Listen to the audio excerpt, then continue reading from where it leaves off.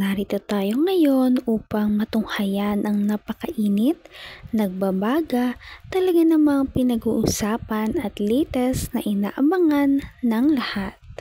Ang latest update sa buhay ni Ate Erica at ang gulong nangyayaring kasalukuyan sa pamilya nila. Ang issue ay talagang mas uminit dahil ang nanay ni Ate Erica na hindi nagpakita at hindi nagpalaki sa kanyang mga anak ay lumitaw para lamang ireklamo si Kalinga Prab na hindi daw nagbabayad kay Erica kada vlog. Itong si Aling Gina, naway malampasan niya ang matinding pagsubok na ito sa kanyang buhay.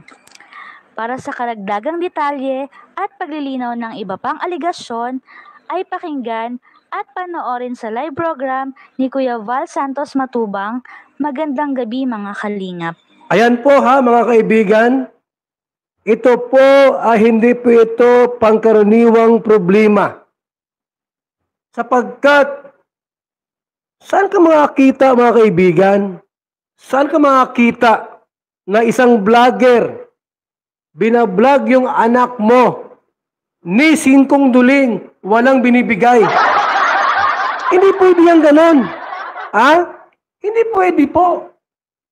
Dapat mayroong bubo pa konsuelo. Pakonsuelo di bubo pala. Ha? Kahit mo lamang 100, 200, bakit po walang binibigay? Anong isi? Alam niyo po mga kalingap, talagang nung nalaman ko itong problemang ito kay Nanay Gina, hindi ako nakatulog kanina. Sa galit. Sa galit po. Doon sa vlogger na nag-vlog na wala man lamang binigay ni singkong duling doon kay Erica. Ito po. Yan. So, yan po yung ating pag-uusapan po mamaya mga kalinga. Pero bago po natin ipagpatuloy ang video ito, sa mga bago pa lang po sa ating muntik channel, huwag po natin daw po silang natatanggap na pera. Wala. Galing dito kay Kalinga Prab na kahit piso. Ito po ang mga kalinga. Pakinggan po muna natin ang maikling video clip bago po natin ipagpatuloy ang reaction na ito. Wala po kami nahawakan ng pera dyan kay Rab. Wala Wala daw pong natanggap na pera mula kay Kalinga Prab itong si Erica. Sabi po ni Nanay Gina. Ni singkong duling po, walang binigay si Kalinga Prab. Si Erica, wala po. Wala po. Wala po kami nahingi. Wala po nabili po yung kay Erica. Grabe talaga. So ayan po mga kalingap, narinig po natin at maliwanag pa po sa sikat ng araw ang sinabi nga po ng nanay ni E at sinasabing nga wala daw po silang natanggap nga po dito kay Kalinga Prab na pera kahit piso. Sipin mo yan mga kaibigan. At kung matatandaan nyo po, naparating nga ni Aling Gina na talagang pineperahan lamang ni Kalinga Prab si Erica at ang kanyang kasikatan, ganun ang kanyang love team dahil marami ang nanonood at hindi niya daw ito binabayaran dahil yung mga sponsors lamang daw ang nagbabayad kay Erica at nagbibigay ng tulong na pinansyal, ngunit si Kalinga Prab daw ay wala. Kalinga Prab! Si Erica, wala po. Wala po. Wala po kami nahingi. Wala po nabili po yung kay Erica. Grabe talaga. So ayan po mga kalingap, narinig po natin at maliwanag pa po sa sikat ng araw ang sinabi nga po ng nanay ni E at sinasabing nga wala daw po silang natanggap nga po dito kay Kalinga Prab na pera kahit piso. Sipin mo yan mga kaibigan. At kung matatandaan nyo po mga kalingap at kung babalikan po natin yung mga vlog nga po ng Kalinga Prab dito na po kay E mula part 1, part 2, part 3. Pag-30 na nga kayong tinawag.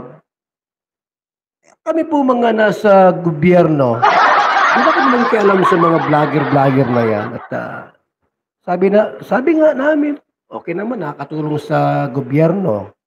Pero ito po nagbablog kayo ng nagbablog sa mga, tulad yan, mahihirap. Ini-expose nyo yung kahirapan ng tao. Tapos, wala kayong tinutulong. Anong tawag dyan? Poverty porn yan. Hanggang sa ilang part nga po yun. Makikita po natin dito kay Kalinga Prab yung pagbibigay nga po niya ng pera dito kay E. Mayroon ba? Meron? Kaya bakit sinasabi po nila na wala pong naibigay na tulong itong si Kalinga Prab dito kay na samantalang sa part 1 pa lang po ay nakapagbigay na po itong si Kalinga Prab ng 5,000 pesos. At sa part 2 naman po ay nagbigay din po itong si Kalinga Prab ng 4,000 pesos. Ganon din po sa part 3 at part 4 nga po. Pero yun nga po mga kalingap, sa part 3 at saka sa part 4 ay hindi po natin alam kung magkano po yung iabot nga po nitong si Kalinga Prab dito kay Kasi nga po hindi po nabanggit ni Kalinga Prab kung Gina, bukas pupunta ako dyan sa bahay ninyo para matulungan kita sa problema mo. Ilista ko lahat yung mga vlogger na nagbablog sa inyo dyan.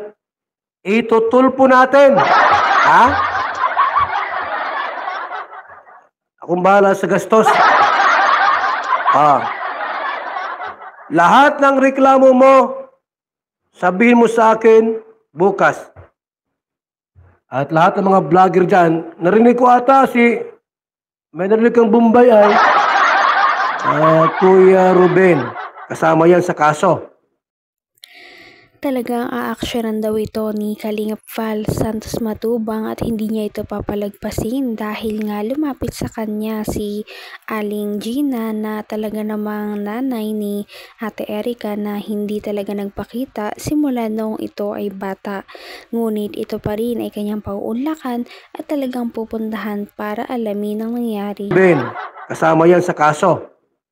Sino pa? Dr. Love, kasama. Ha? Bukas, sabihin mo sa akin lahat, huwag ka mag-alinlangan. Bahala ako dyan. Kakasuhan natin sila. Ha? Astilan, wala silang tinulong sa anak mo. Matapos nilang i-vlog, kumita sa social media, ni 5 walang binibigay. Hindi pwede yan. Ha?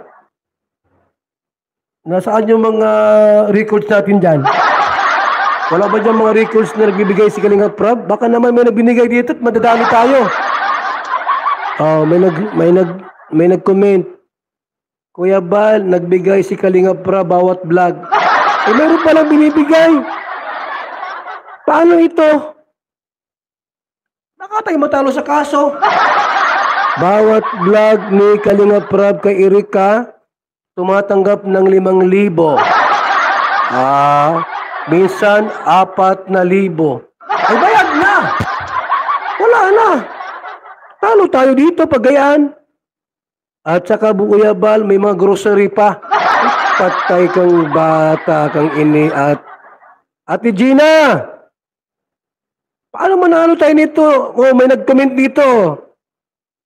May nagbigay rin po ng 10,000 mula sa sponsor. Ba't mo sinabing walang binibigay? Mayroon pa nag-message dito. Kuya Bal, nakita ko doon sa pang 23 vlog, 10,000 ang binigay. Paano ba ini? Mayroon pa nag-message dito mula kay Pedro Muit, kaya kay Tulpo. May binigay daw po kay Erica.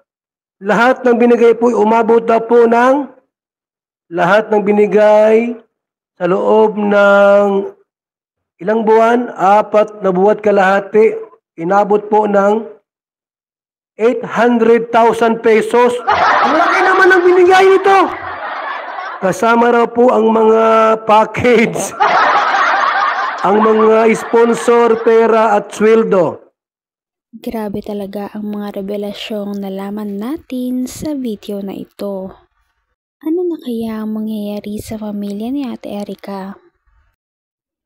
At hanggang dito na lamang muna magtatapos ang ating napakainit, nagbabaga at pinakainaabangan na latest issue ni Ate Erica. At yan ay pagpapatuloy natin sa ating mga susunod na video.